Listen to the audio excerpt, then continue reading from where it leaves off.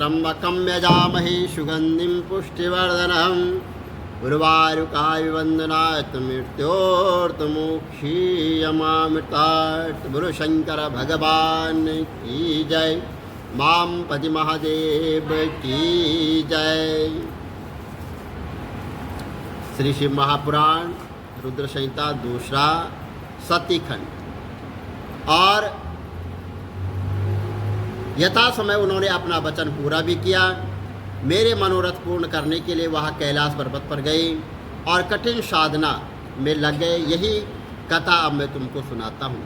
कालीपुर में यज्ञदत्त नाम का एक ब्राह्मण था और यज्ञदत्त विद्या में परमगत था। उसके एक पुत्र जो है उत्पन्न हुआ, जिसका नाम उसने जो है गुणनिधि रखा था। बालक बड़ा बुद्धिमान था और चतुर था। 8 वर्ष की छोटी सी आयु में उसने बहुत सी विद्याएं सीख ली थी,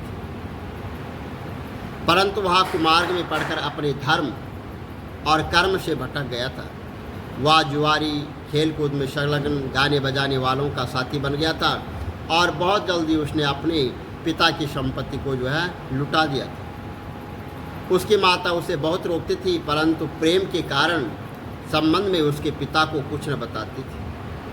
पुत्र चाहे कितना भी बुरा हो, परंतु माता कभी भी उसका बुरा नहीं चाहती। और यज्ञदत्त जब भी घर पर आकर अपनी पत्नी से गुणनिधि के संबंध में पूछता कि इस समय गुणनिधि कहाँ है, तो वह सदा झूठ बोलती और कह देती कि वो घर से बाहर गया हुआ है, या तो वह कहीं स्नान इत्यादि कर रहा होगा, या वेद जो है तो मंदिरों में बैठकर भगवान का पूजन कर रहा होगा। यज्ञदत्त अपने पुत्र के संबंध में हमेशा जो है इसी प्रकार जो अंधेरे में रहता था। असली भेद न जानते हुए उसने गृह सूत्र के अनुसार गुणनिधि का विवाह भी कर दिया। विवाह हो जाने के पश्चात यज्ञदत्त की पत्नी सदा पुत्र को समझाती कि तुम्हारे पिता बड़े महात्मा हैं, अतः उसके साथ ही बड़े भारी क्रोधी भी हैं। जब उनको तुम्हारे बारे में मालूम होगा तो इसके लिए तुम्हें और मुझे दोनों को ही वो दंड देंगे। तुम्हारा कुल बड़ा पवित्र है और फिर भी तुम बुरे काम क्यों करते हो। तुम गुणनिधि पर माँ के समझाने का कुछ भी प्रभाव न पड़ा।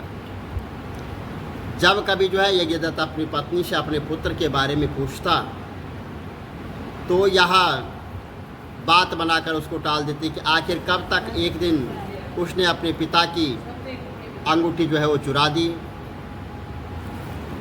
और चुरा कर जो है वो किसी जो है जुआरी को दे दी। जब यज्ञदत्त ने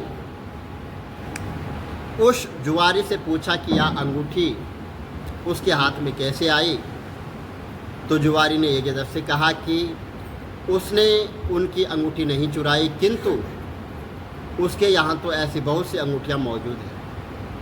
क्या मेरी अंगूठी देकर आपकी नियत तो नहीं बिगड़ गई।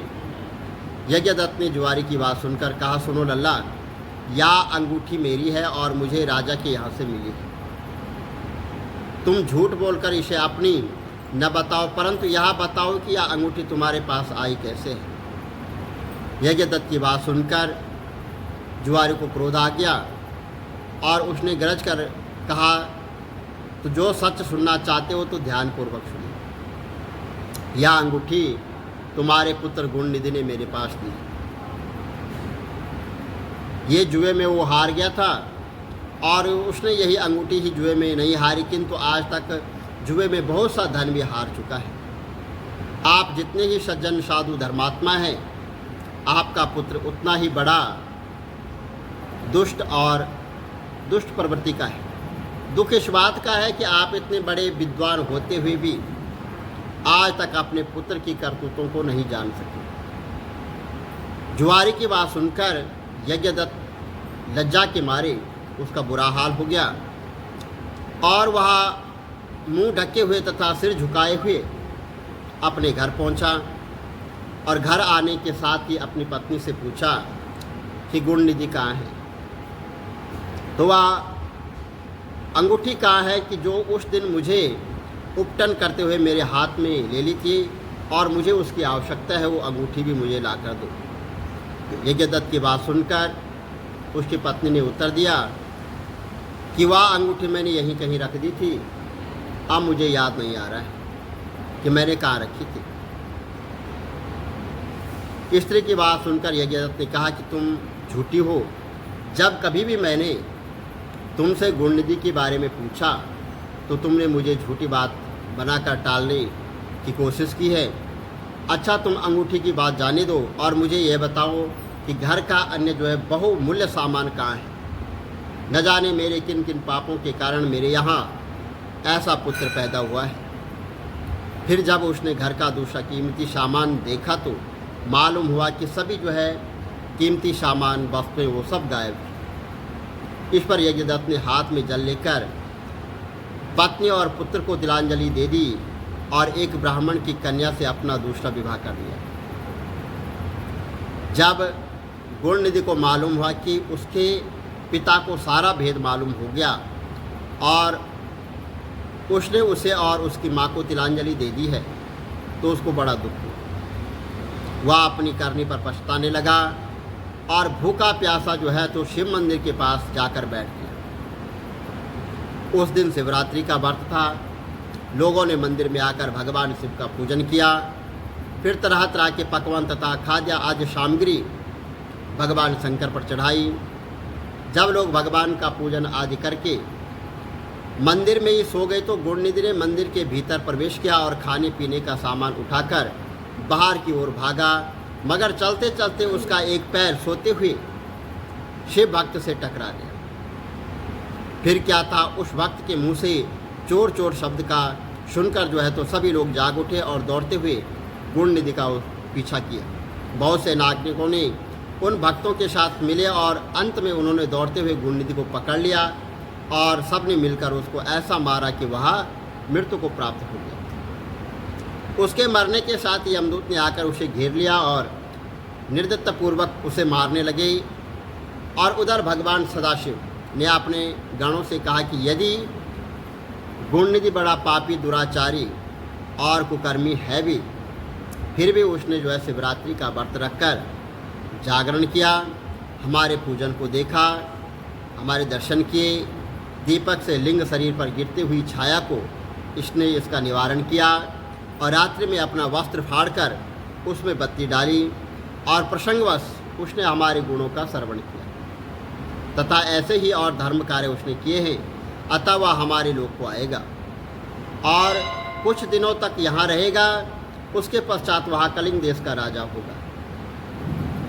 तुम लोग वहाँ जाकर गुणनिधि को यमदूतों के बंधन से मुक्त करवाओ, क्योंकि हमने उसे अपना लिया है। और अथवा भगवान सदाशिव की आज्ञा पाकर जो है तो विमान पर बैठकर सूलधारी उनके पश्चात पार्षद जो है तो घटना स्थल पर वहाँ पर पहुँचे और बोले कि यमराज के गणों, अब तुम जो है इस धर्मात्मा ब्राह्मण को छोड़ दो, क्योंकि अब इसमें कोई पाप शेष नहीं है। यमदूतों ने भगवान श्री सदाशिव के पार्षदों से कहा कि ये तो आपकी आज्ञा हमारे सिरमाथे पर है, मगर या तो दुष्ट और महापापी कुकर्मी, मांस मदिरा का प्रयोग करने वाला और माता पिता की आज्ञा न मानने वाला चोर तथा जुआरी, हम लोग इसको इसलिए ले जा रहे हैं। यमदूतों की बात सुनकर शिव के पार्षदों ने कहा कि तुम मूर्ख हो, यह ब्राह्मण पापी नहीं, इसका सबसे बड़ा धर्म तो यह है कि इसने अपना पुराना कपड़ा जलाकर शिवालय में प्रकाश किया है, रात्रि भर जागरण किया है। स्थिर चित्त में शिवालय के द्वार पर बैठकर इसने भगवान सदाशिव के पूजन को देखा है और हरि कीर्तन सुना है, इसलिए भगवान श्री सदाशिव की इच्छा अनुसार यहाँ कलिंग देश का राजा बन जाएगा।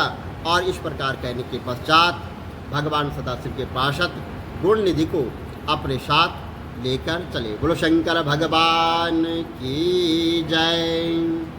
जय गणेश गिरिजा सुवन मंगल मूल सुजान, कहते अयोध्या दास तुम देव अभय वरदान। जय गिरिजापति दीन दयाला सदा करत संतन प्रतिपाल, भाल चंद्रमा शोहत नीके कानन कुंडल नाग बनी के, अंग गौर शिर गंग बहाए मुंड माल तन चार लगाए, वास्त्र काल बागाम्बर सोए छवि को देखी नाग मुनि मोह, मैन मातु की है दुलारी बाम अंग सोहत छबिना, कर त्रिशूल शोहत छवि भारी करत सदा शत्रुन चयकार नंदी गणेश सोए तह कैसे सागर मध्य कमल हैं जय कार्तिक श्याम और गणराओ या छवि को कई जात न काओ देवन जबई जाय पुकारा तबई दुख प्रभु आप निवार किया उपद्रव देवन सब मिले तुम्हें जुहारी तुरत गडानन आप पठायो लव निमेष महामारी गिराय आप जलंधर असुर सहारा सुयश तुम्हार विदित संसार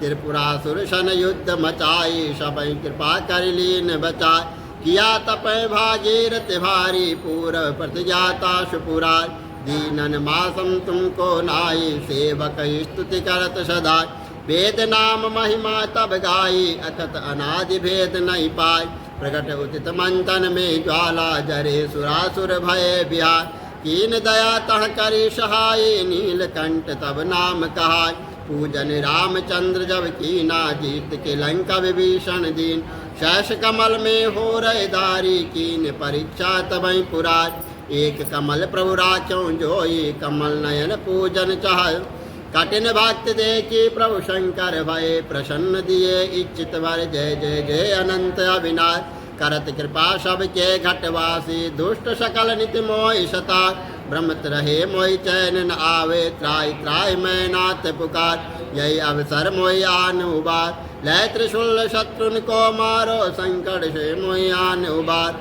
मात पिता भ्राता सब कोई संकट में पूछत नहीं कोई स्वामी एक है आश तुम्हारी आयु अरोब संकट वार धन निर्धन को देत सहाई जो कोई जाचे वो पल पाए आस्तुत चय विधि करो तुम्हारी चमो नाति अब चूक हमार शंकर हो संकट के नाशन मंगल कारण विघ्न विनाश योगी यत मुनि ध्यान लगावे नारद शारद शीश नमा नमो नमो जय नमः शिवाय सुर ब्रह्मादिक जोया पाठ करे मन लाए तो पर होते हैं सम्मु सहाय ऋषियन जो कोई हो अधिकारी पाठ करे सो पावन हाय पुत्रहीन कर इच्छा कोई निश्चय शिव प्रसाद ते होई पंडित त्रयोदशी कोला ज्ञान पूर्वक होम करावे त्रयोदशी व्रत करे हमेशा तन नहीं ताके रहे कले धूप दीप नैवेद्य चढ़ावे शंकर सन्मुख पाठ सुना जन्म जन्म के पाप नसावे अंतवासीपुर में पार कहे अयोध्याश तुम्हारी जान सकल दुख हरो हमार नित्य नेम कर प्राता ही पाठ करो 40 तुम मेरी मनोकामना पूर्ण करो जगदीश मंत्र छठ हे मंत्र तो सम्मद 64 जान आस्तुति 40 शिवय पूर्ण कीन कल्याण सियावर राम जय जय राम मेरे प्रभु राम जय जय राम बोलो शंकर भगवान की जय।